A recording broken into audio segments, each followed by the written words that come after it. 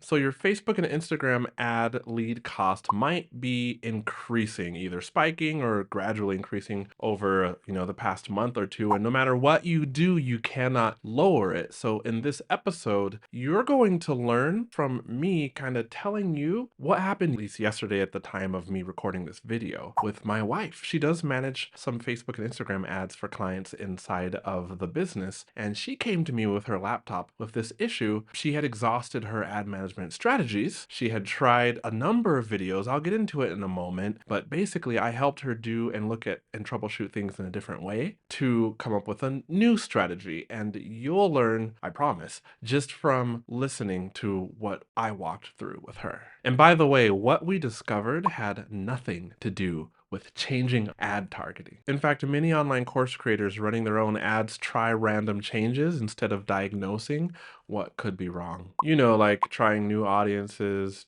maybe trying interest-based targeting, changing up their ad campaign structure, or pumping in more budget, or even panic testing. Or they just kind of hide from their ads, like hope that everything will resolve itself if they don't look at it. Not a good strategy. So like these random changes, they erase ad learning, and then your ad results drift, and you eventually, like a ship out at sea that has kind of drifted in a current farther and farther away, you're not quite sure how to correct. And I'm going to show you what I walked my wife through, and you'll get some valuable insight from that. But first, my name is QUAY.jo. I handle Facebook and Instagram ads for online course creators with businesses that are already working. Really what I do is responsible growth advertising for folks who want growth but don't have a tolerance for risk, especially for online course creators who have businesses that are already working, and like me, they are the primary provider for their households. So when my wife came to me with her laptop open, asking for ad advice because nothing she had been doing had been working and the cost per lead was still increasing, the first thing I did was looked at the important metrics going back 3 months, because I wanted to see, okay,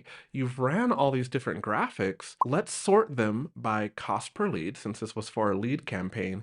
And then I wanted to see if I could discover any commonalities in the ads that were the winning ads. We'll get back to the episode in a moment, but YouTube tells me that 72% of the other folks that are watching this YouTube channel are not subscribed. Could you just take a moment and subscribe? It's that little subscribe button. It does help YouTube know who the folks are, so that more online course creators can learn this content that helps them grow their business and serve more people who they were meant to serve. Okay, back to the episode. And so I looked at the lowest cost per lead ads going back 3 months, month by month, because success leaves clues and you gotta look for those clues, right? And here's what I discovered, and maybe this will help you if you're currently facing a difficulty like this with your ads, but I discovered that of the different kinds of graphics, because I believe she had tested like 8 different graphics, there were 2 graphics specifically that no matter what optimizations she had done with the different graphics or ad copies she had combined, those ads were winning. And those 2 graphics had 2 different lines of messaging on those graphics. And so then I looked at the other graphics and I realized that the other graphics said other stuff. So I was like, huh, you got different graphics with different messages on them. Let's take the 2 different kinds of winning messaging and combine those with the other images, right? So we get the winning messaging with different visuals, and we see what rises to the top performance-wise. But she wasn't just testing graphics, she also had started testing videos. And one thing I noticed, oh, by the way, quick ninja actual practical tip, I tend to, although Meta Andromeda can accept videos and carousels and graphics or images inside of one ad set, I tend to be very meticulous as I label my different ads so that at a glance, I know what ad copy version is in this ad, what kind of creative is in this ad. If it's a bunch of graphics, I know the difference between the graphics instantly when I read the name of the ad, and I know if an ad is a graphic or a video, and including what headline that ad has in it. You should be doing that with your ads. It will save you so much time. And as an online creator, CEO of your business, you need to save time on managing your ads so that you can spend time elsewhere in your business that has like a high ROI, like developing better webinars that convert, or improving your email funnel that converts, or finding in the people to collaborate with and setting up strategic partnerships. I'm not just an ads person.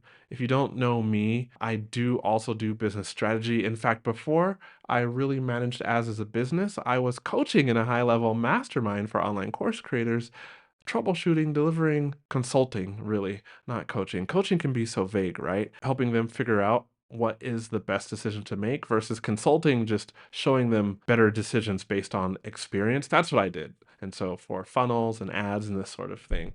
So back to how I helped my wife troubleshoot the ads, because I don't want to get lost on this tangent. We also looked at the videos that she had ran on behalf of the client. And I was like, well, first, let's take that winning messaging, this overlay that we had put on the graphics, and make sure that's on the videos. It was on some of them, but not on other videos. And some videos had like the call to action show up after a moment. And I was like, well, let's test something different. At the very minimum, we're going to have the winning messaging slash call to actions show up the whole entirety of each video, right? And see how that changes conversions. But then also, I noticed that in the videos, the client was saying something, but the client's voice had been muted. Pleasant music had been placed over the video. And the focus of the video was then not what the client was saying, but the call to action, the messaging that had been placed over the video. And I thought, what is the client saying? My wife was like, she didn't remember. Let's see what the client was saying. So we found the unedited videos, looked at what the client was saying, and it turns out that the client had delivered some videos to us that were like more educational videos, kind of behind the scenes style. So I was like, well, let's test what happens when we redo these videos in a more educational format. And so I said to my wife, we'll have our video editor then turn on, instead of covering up the videos with pleasant music, which tends to work, let's just go ahead and turn on the client's voice track in the videos and edit the videos so that the best parts of what the client is saying, are there and audible, and put some captions on those videos, and also include the winning messaging and call to action, and see what was work or what would work best. And by the way, this is a normal process that I do with my copywriter. For example, after a period of time, my clients' ads have been running. I'm like, hey, we need to refresh those ads. Here, copywriter is the best, or are the best two performing graphics.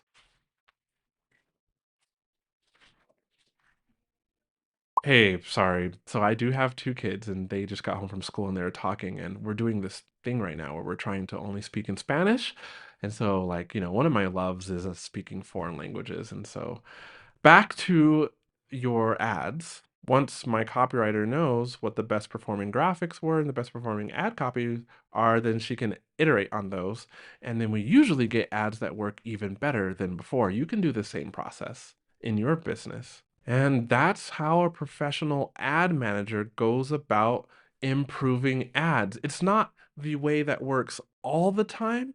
It's a way that can work. Understand that, like, maybe the difference between me and you as you're running your ads, and I've been running ads for 5 years, 6 years now at the time of the recording of this video, is like, if we're like archers, ads management is like archery. A beginner has like just a few arrows, and if you ever watch the Avengers, I like the Avengers, but there's this one guy, Hawkeye, I think is his name. He has all those different arrows, and it's not like he has any superpowers. He's just like has an arrow for everything. That's like me, a professional ads manager. I can see what the situation requires to make ads work better, and pull out 20 different ad strategies based on my intuition, and which comes from experience from managing ads.